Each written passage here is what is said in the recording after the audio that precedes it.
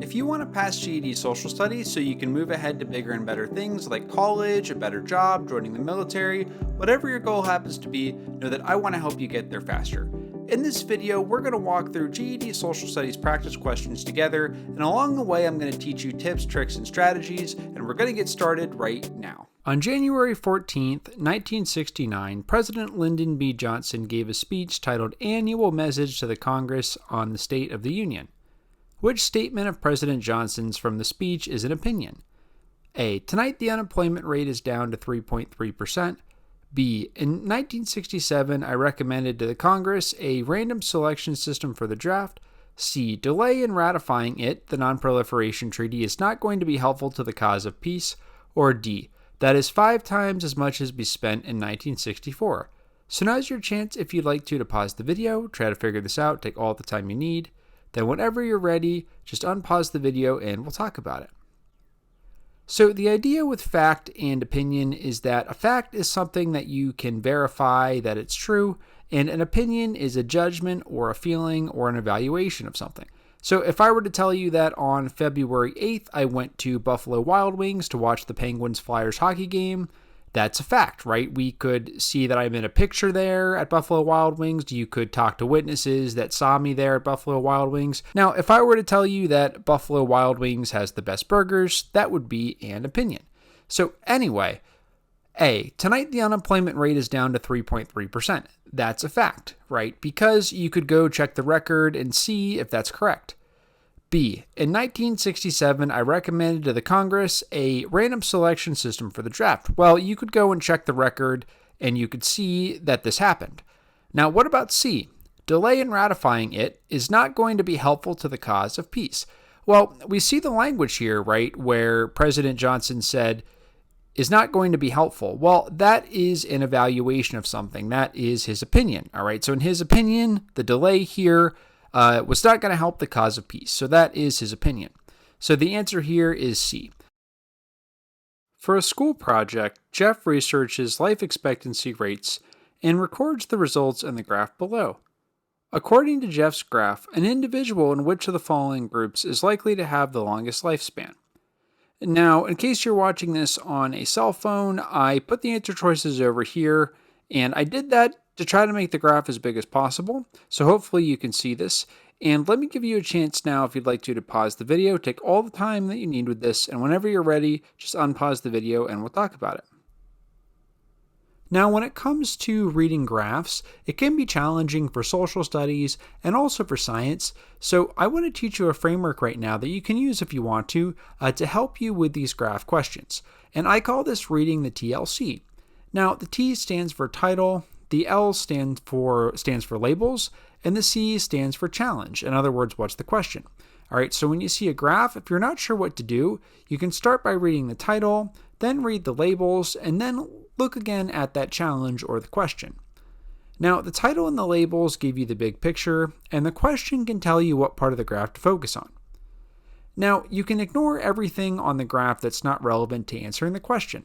In some cases, right? In other cases, you might need to take everything in order to get the question right, but sometimes you don't have to look at everything on the graph to get the right answer.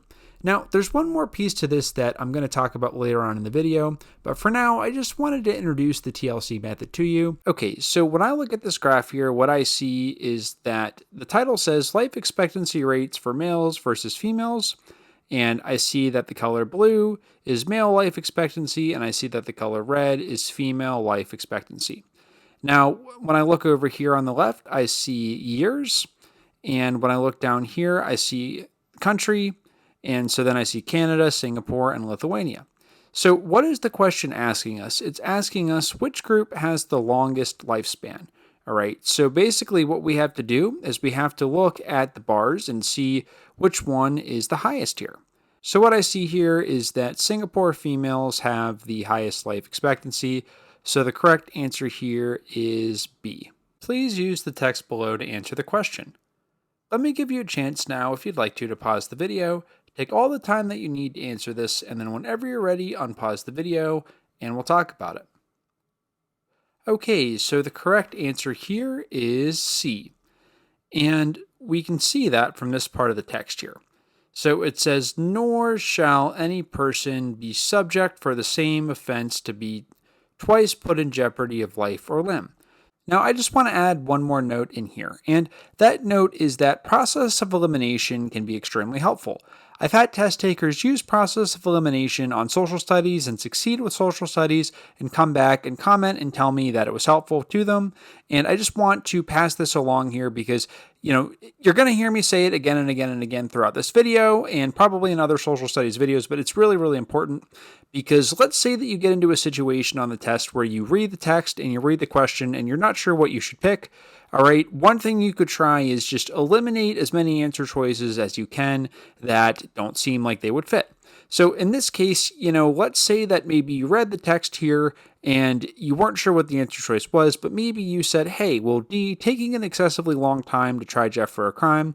Well, I don't see anything in the text that directly mentions that, so I'm going to take D out. And just by eliminating that one answer choice, your probability of guessing the right answer has gone up now, because now, if you have to guess on this question, you're guessing between A, B, and C, not A, B, C, and D.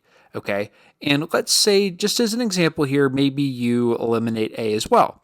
And if you have to guess now, you're just guessing between two answer choices instead of four, right? The probability of you guessing the right answer goes up when you've only got two choices instead of four, all right? Now, obviously, I don't want you to guess on the test, right? As much as possible, we want you to go into the test and be able to figure out the question so you don't have to guess. But I'm just saying, if you do have to guess on a question and you're not sure, one thing you can try is just eliminating as many answer choices as possible. The Boston Tea Party was a significant event in the American Revolution, which occurred on December 16, 1773. To protest taxation without representation, American colonists boarded British ships and threw chests of tea into the Boston harbor. Please place a dot on the timeline below on the year of the Boston Tea Party.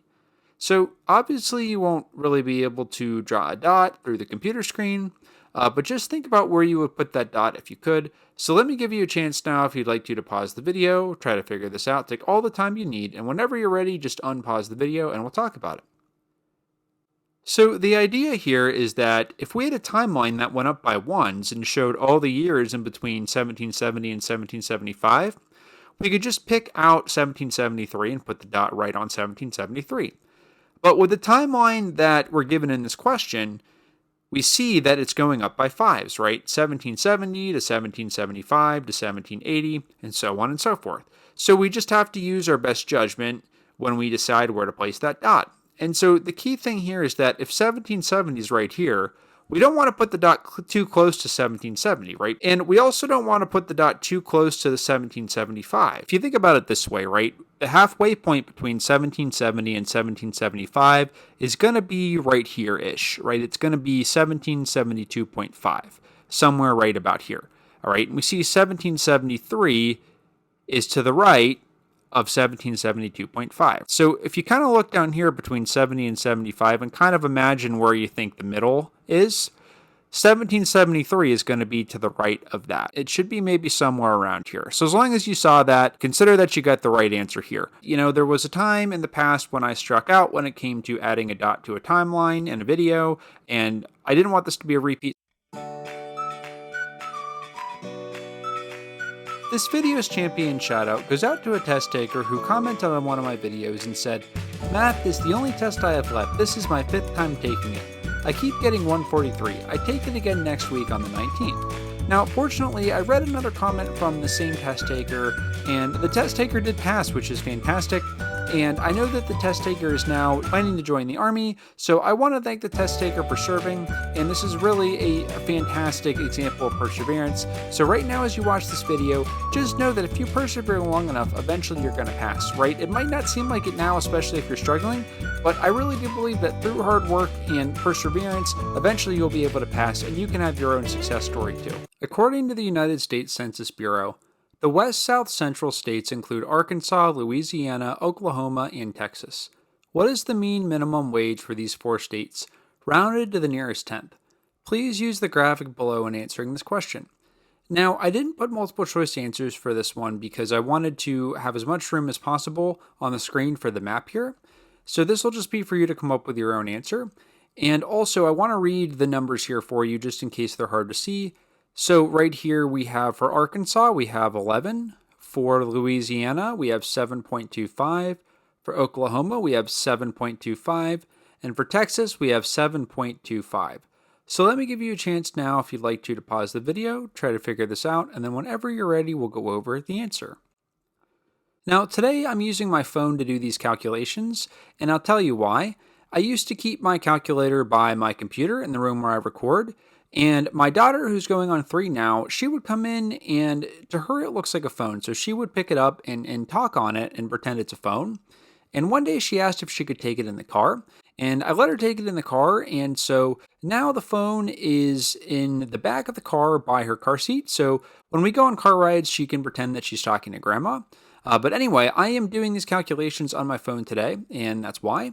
But anyway, how do we get the mean here? So to get the mean, what we need to do is we need to add up all of the numbers here, right? And then we need to count up how many numbers we have. So we've got 1, 2, 3, 4. So we're going to add up all of the numbers here that we're working with, and we're going to divide by 4.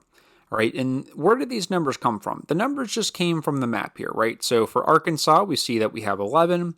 For Louisiana, 7.25. For Oklahoma, 7.25. And for Texas, 7.25. So all we have to do is add these numbers up, and we divide by 4. Now, why are we dividing by 4? Well, remember, there's 4 numbers that we're working with. Now, the answer is 8.2 when we round to the nearest tenth. Now, if you followed this process, if you added them up and you divided by 4, and maybe you left your answer as 8.1875 and you didn't round it, or if you rounded it wrong or something like that, absolutely no worries for right now. As long as you knew the process was to add these up and then divide by 4, consider that you got the right answer, all right? Please use the text below to answer the question. So we have the text here, and then the question says, which of the following could be considered a violation of the Fourth Amendment? So let me give you a chance now, if you'd like to pause the video, take all the time you need to read this and answer the question, and then whenever you're ready, just unpause the video and we'll go over it. So right off the bat here, what I want to draw your attention to is we see the word searches here in the text, and then down here in answer choice A, we see the word searching. And whenever you see something like this, whenever you see a word in the passage or in the text, and then you see either the exact same word or something close to it in an answer choice, it's worth considering if that answer choice is correct. Now, there's no guarantee, right? This isn't always going to work. So just because you see a word in the text and then you look down here in the answer choices, don't automatically assume that that answer choice is correct, right? But in this case, A is the correct answer. So I just wanted to point that out to you here. But you could also have gotten the answer here just by process of elimination, all right? The United States Census Bureau defines 4 statistical regions which are split into 9 divisions. According to the United States Census Bureau, the Northeastern region has 2 divisions. Division 1 of the Northeastern region includes Connecticut, Maine, Massachusetts, New Hampshire, Rhode Island, and Vermont. Division 2 of the Northeastern region includes New Jersey, Pennsylvania, and New York. The table below shows the minimum wage for each state in Division 1 of the Northeastern region. What is the median minimum wage for the states in the table below? Now for this question here, I didn't include multiple choice answers because I wanted to have as much room as possible on the screen to put the table on. So this will just be for you to come up with your own answer on. So let me give you a chance now, if you'd like to pause the video, take all the time you need with this. Calculators are fair game if you want to use one. And I'll let you try this, and whenever you're ready, just unpause the video and we'll go over it. So for a median question, the first thing I want you to do is put the numbers in order from smallest to largest. All right, so the second thing to remember about the median is that if you have an odd number of numbers, after you put them in order from smallest to largest, you just pick out the number in the middle and you're done. But if you have an even number of numbers, there's an extra step. So in this case, we have 1, 2, 3, 4, 5, 6. We've got 6 different numbers here. So 6 is an even number. So what we have to do is we have to pick out the 2 numbers in the middle, and we have to add them up, and we have to divide by 2. So again, I put the numbers in order from smallest to largest, then I realized, hey, I've got 6 numbers here. So because 6 is an even number, I have to take the 2 numbers in the middle, and I have to add them up and divide by 2. So I'm going to do 14.65 plus 15 and divide by 2. All right, and when I do this in my cell phone calculator, I get 14.825. Okay, so maybe you rounded this up. I actually didn't tell you how to round this. So if you got 14.825, then you got the question right. If you round it up or anything like that, still consider that you got the right answer as long as you followed this process here. The following excerpt is from a speech that President Ronald Reagan gave on April 24th, 1985, titled Address to the Nation on the Federal Budget and Deficit Reduction. And here's the text right here. And then the question says, based on the excerpt, which of the following best describes the purpose of President Ronald Reagan's speech? So now's your chance, if you'd like to pause the video, take all the time you need to read this, and try to answer the question. And then whenever you're ready, just unpause the video and we'll talk about the answer. Okay, so one tip that I want to give you that can work for this question and similar questions that you might see is to look at the title, right, and see who the speech is addressed to. So here it says addressed to the nation. And then in the text here too, it says we must solve it together as Americans, right? So it's addressed to America, right? It's addressed to the nation. And the reason why that matters is because down here we see a couple answer choices that say things like to encourage the leaders of other countries. Well, the speech isn't addressed to the leaders of other countries, right? It's addressed to the nation. It's addressed to Americans. So we could take D out just based off of that, right? Now, what about C? It says to gain support for his efforts to address the national debt from the leaders of other countries. Well, again, we know that the speech, it's not directed at leaders of other countries. It's directed at Americans. It's directed at the nation, right?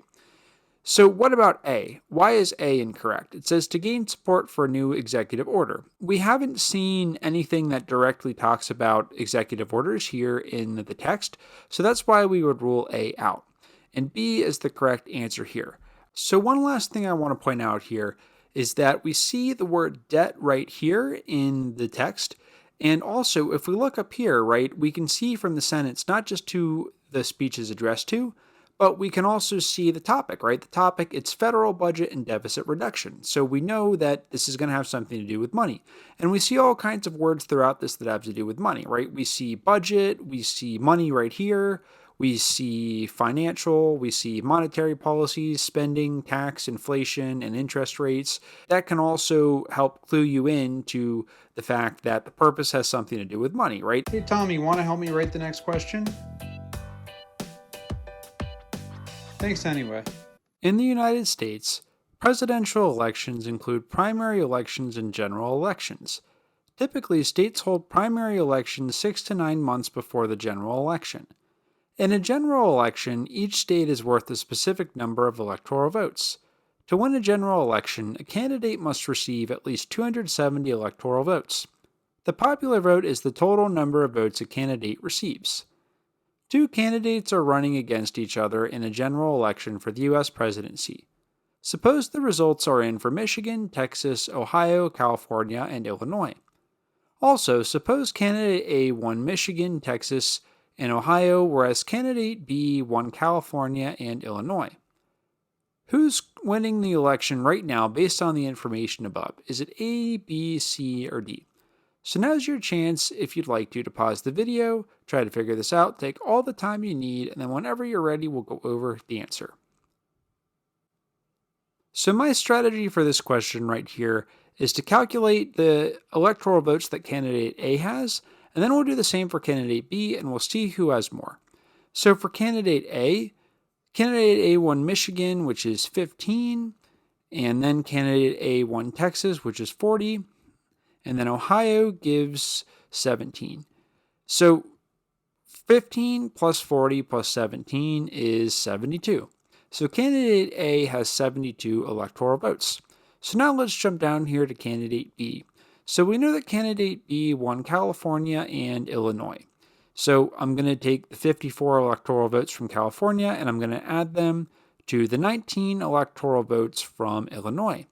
And I see that this equals 73. All right, so candidate B has more electoral votes, so we'll say that candidate B is currently winning. To win a general election, a candidate must receive at least 270 electoral votes, and then it says the popular vote is the total number of votes a candidate receives. So D is incorrect, and if you thought D was the correct answer here, absolutely no worries because it is confusing. This can definitely be confusing, so don't feel bad if you went with D. I just wanted to point out here that it's the number of electoral votes, right? Getting to 270 first, that's what wins the general election, all right? The total number of votes, the candidate could even get a higher total number of votes but still lose if the other candidate gets to 270 first. So the question on screen says, which of the following is true based on the data shown in the graph? And over here, I just want to add one note here. So this says female reps in the US. This should be female representatives in the US Congress. So the word reps right here, I shortened representatives to reps just to save space. And this should say US Congress. For some reason, the word Congress got cut off here, but this should be female reps in the US Congress. So let me give you a chance now, if you'd like to pause the video, try to figure this out, take all the time you need, and whenever you're ready, we'll go over the answer. Okay, so let's talk about this. And as I teach this, I want to review the TLC strategy here. So if I look at a graph like this and I want to make sense of it, the first thing that I want to do is check the title. So the title says female representatives in the US Congress versus session of Congress. So that's my T. So now I want to look at the L, in other words, the labels. So over here, as I already said, this should be female representatives in the US Congress. Okay. And I know that these numbers, 0 through 25, these numbers are female reps in the US Congress. Now, if I look down here where it says session of Congress, I know that these numbers here, 96, 97, and so on and so forth, I know that these numbers are sessions of Congress. So now I want to look at my challenge. In other words, what's the question asking me about here? So it says, which of the following is true based on the data shown in the graph? So I'm going to go one by one and see if each answer choice is true. And if I find an answer choice that's not true, I'm just going to cross it off so I don't get it confused. So let's look at A. A says from session 96 to 98, the number of female representatives decreased. So in order to check if A is true or false, the only part of the graph that I have to look at is what's happening between 96 and 98. And so you obviously won't really be able to draw bars like this on the screen, but I'm just doing this to show you that to check if A is true or false, we only need to see what's happening between 96 and 98. So everything over here, we really don't need to look at to get this, to see if A is true or false. So the other point I want to make here is that when a line is going up like this here, that represents increase. And when a line is going down like this, like I'm drawing on the screen, that represents decrease. And if the line is just a straight, flat line like this, that means that there's no change. Okay, so this is true when the numbers go from smaller to larger. Like right here, we have 0 going up through 25, right? So whenever that's the case, whenever you see the numbers are going from smaller to larger over here, okay, then you know that when the line goes up, that represents increase. When the line goes down, it represents decrease. And when the line is flat like this, well, this line's not completely flat, but you get the point. That means that no change is taking place. So another way to remember this is to just imagine a stick figure person. So imagine that a stick figure person is going to walk the line from 96 to 98. Well, we can see here that from 96 to 98, the person is going to be going up the hill. All right, so is A true or false? From session 96 to 98, the number of female representatives decreased. Well, the stick figure person is going up a hill, so we know that there's not a decrease, there's an increase. And I'm going to take answer choice A out. So what about B? From session 99 to 100, the number of female representatives decreased.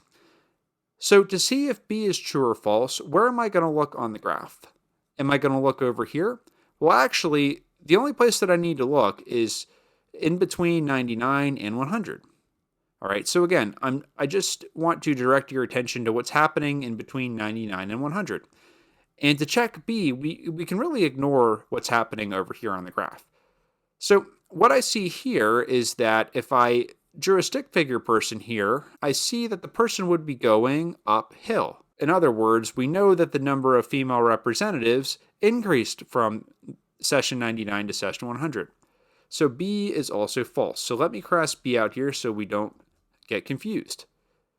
So what about C here? From session 98 to 99, the number of female representatives stayed the same. So what am I going to look at here on the graph?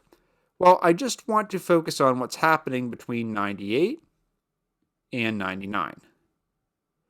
And right here, we see that the line, right, it's not increasing or decreasing, right? So if I have a stick figure person right here, and I have the stick figure person start at 98 and just follow the line, all right, the person would not be going uphill and would not be going downhill. So that means that the number of representatives stay the same.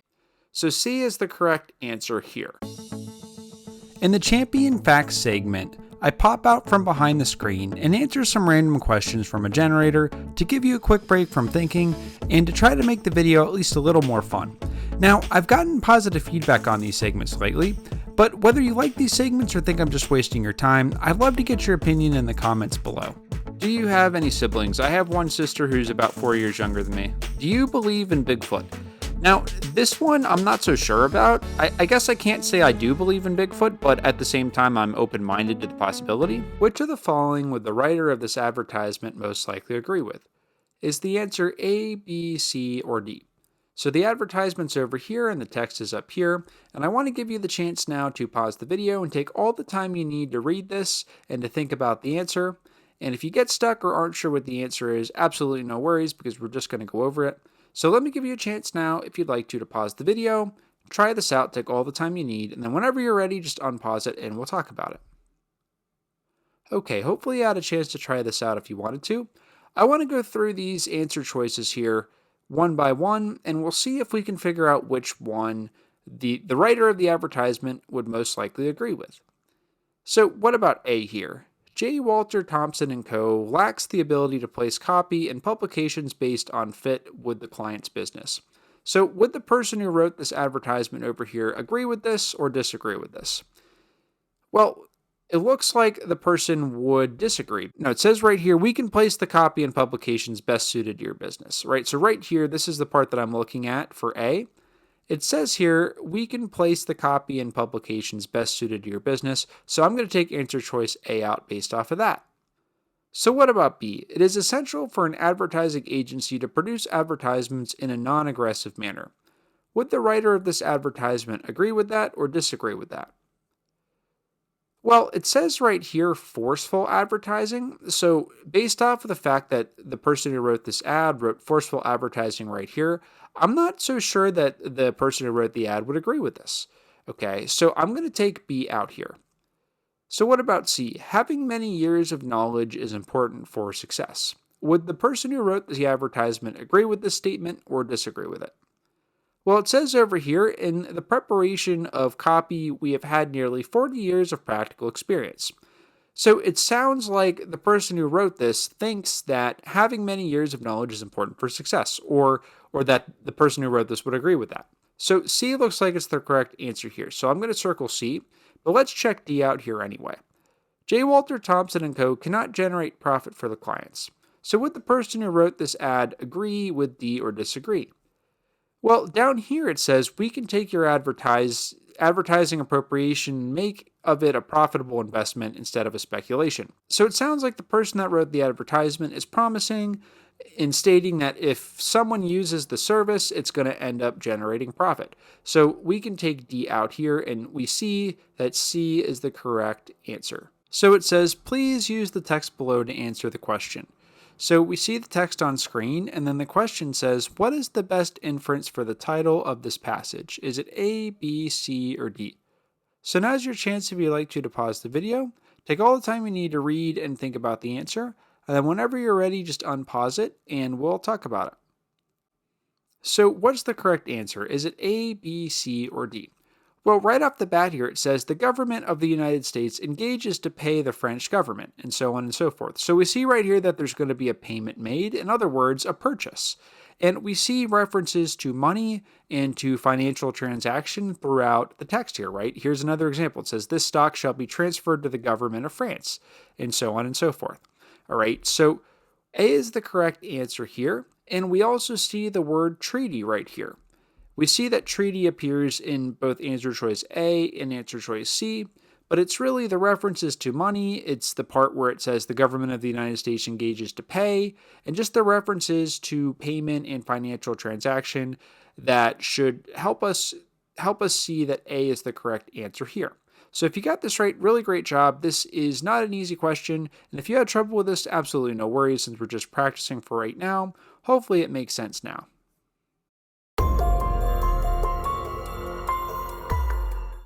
The table below shows the GDP growth in percent for Panama from 2018 through 2023. For GDP growth from 2018 to 2023, what is the mean, median, mode, and range based on the data in the table below? Please round your answers to the nearest hundredth. So let me give you a chance now if you'd like to pause the video, try to figure this out, take all the time you need, and if you get stuck or aren't sure how to do this, absolutely no worries because we're just going to go over it. So let's start off here by calculating the mean. So how do we find the mean? Well, the way that we get that is we add up all of the numbers and then we want to divide by the total number of numbers. Okay, so what I'm doing right now is I'm just taking all of the numbers here in the chart or the table, I should say, whatever you want to call it, chart, table. I'm just taking all the numbers here and I'm just going to add them up. So that's the first step, and I'm going to divide by the total number of numbers. All right, so since this is negative 17.76, all right, I'm just putting a minus sign here, so minus 17.76. So then I add 3.28, and then I'm going to add 3.69. So how many numbers do I have here? Well, I have 1, 2, 3, 4, 5, 6. So that's what I'm going to divide by. So again, to find the mean, you take all of the numbers in your data set and you add them up, and then you divide by the total number of numbers, and that's how you find the mean.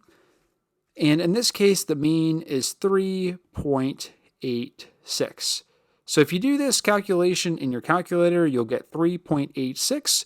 And maybe if you follow these steps here and you rounded wrong or something like that, or you weren't sure how to round it, don't worry about that so much for right now since we're just practicing. All right, so what about the median? So to find the median, what I'm going to do is I'm going to start by putting the numbers in order from smallest to largest.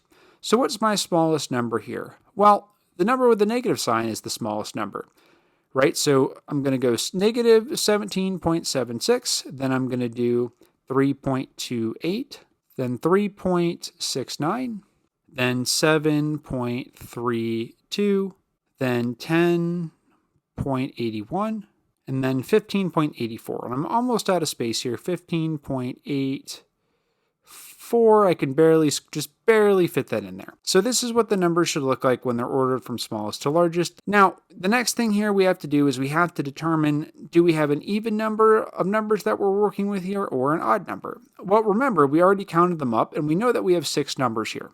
6 is an even number. So to find the median, I'm going to have to take the 2 numbers in the middle, and I'm going to have to add them up and divide by 2. In my calculator, if I do 3.69 plus 7.32 and divide by 2, what do I get? I get 5.51 when I round.